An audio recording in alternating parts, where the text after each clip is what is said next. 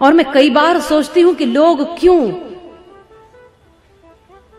इतना घमंड करते हैं और किस पर करते हैं। मुझे तो इस दुनिया में ऐसी कोई चीज दिखाई नहीं देती जिस पर घमंड किया जा सके। कोई एक वस्तु ऐसी बताओ जिस पर आप घमंड कर सकते हो।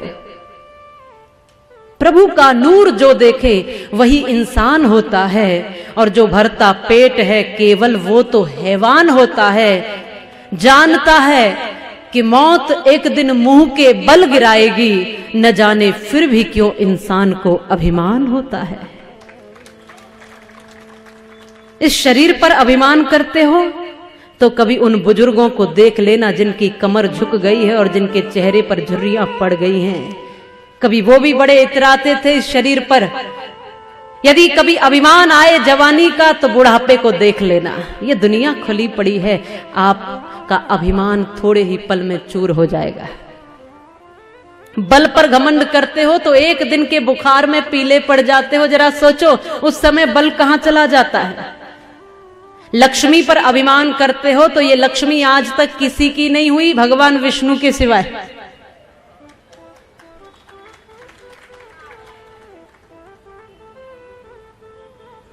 आगता यदि लक्ष्मी नारिकेल फलाम्बवत, और परागता यदि लक्ष्मी गजमुक्त कपित्तवत। ये लक्ष्मी जब आती है तो कितने भी दरवाजे बंद कर लो फिर भी चली आती है, कहीं से भी बरस जाती है। नारिकेल फलाम्बवत। यहां महाराष्ट्र में तो नारियल के फल बहुत मिलते हैं, टटोल के भी देखो आप उनको। तो नारियल का फल कैसा होता है? एक गहरा सा जटाजूट, उसके ऊपर पत्थर की सी दीवार लगी हुई है और उसके भीतर भी किसी ने पानी डाल दिया। तो चिंतन करो, तुम कितने भी दरवाजे बंद करो, जब लक्ष्मी आती है तो दरवाजे बंद होने पर भी आ जाती है। इसलिए कहते हैं जब परमात्मा देता है तो छप्पर फाड़ के देता है, और अब छप्पर नहीं रहे तो छत फाड़ के भी दे देता है। जिस दिन घमंड अपने तू सर से उतार देगा, उस दिन तुझे विधाता अनमोल प्यार देगा। उसके सिवाय जग में दाता न और कोई, और देने पे जब वो आए तो बेसुमार देगा। पर जिस दिन घमंड अपने तू सर से उतार देगा।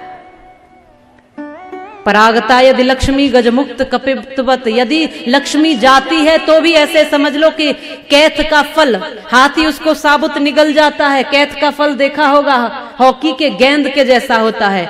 जब हाथी उसको निगलता है तो ऐसे ही निगल जाता है, और जब वो उसकी लींद के द्वारा निकलता है तो बिना टूटे, बिना फूटे, बिना चटके निकलता है। पर जब आप उसको तोड़ कर देखोगे तो उसके पेट में भीतर ही भीतर उस फल का गूदा समाप्त हो जाता है।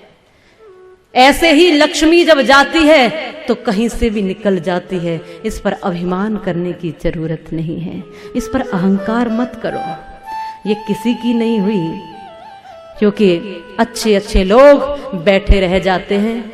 जब नोटबंदी हुई तो सब बैठे रह गए। ये जब जाती है तो ऐसे ही जाती, किसी ने सोचा भी ना होगा। अकस्मात जब वो देता है तो भी छप्पर फाड़ के, और लेता है तो भी बिना बताए चुपचाप ले लेता है। और जो आने वाला और जाने वाला है, ऐसी वस्तु पर अभिमान क्या करना। आज है तो उसका सदुपयोग करो, और कल ना भी हो तो उसकी चिंता मत करो।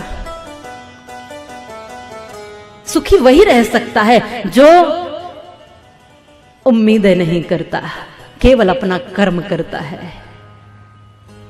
और यदि कभी अपने बल पर अहंकार हो तो हरियोद प्रसाद उपाध्याय, जो हिंदी के बड़े प्रसिद्ध कवि हुए हैं, उनकी कुछ पंक्तियां हैं। उन्होंने कहा है अपने आप को लेकर, स्वयं पर उन्होंने एक रचना की कि मैं घमंडों में भरा ऐठा हुआ, और एक दिन जो था मुडेरे पर खड़ा, एक दिन उड़ता हुआ, अचानक उड़ता हुआ, एक तिनका आंख में मेरी पड़ा।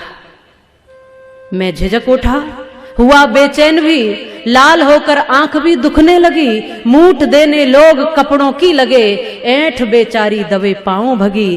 तब अक्ल ने यूं मेरी मुझे ताने दिए, ऐंठता तू किस लिए इतना रहा, एक तिनका है बहुत तेरे लिए, एक तिनका है बहुत तेरे लिए।